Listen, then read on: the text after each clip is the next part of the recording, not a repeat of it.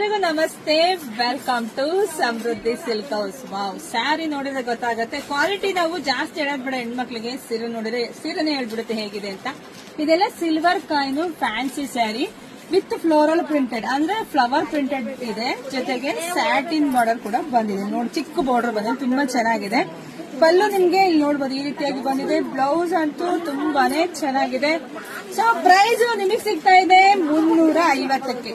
Colours ನೋಡ್ತೋಗಿ, 350ಕ್ಕೆ best collections. Sari super ಆಗಿದೆ, ಸಖತ್ತಾಗೂ ಇದೆ.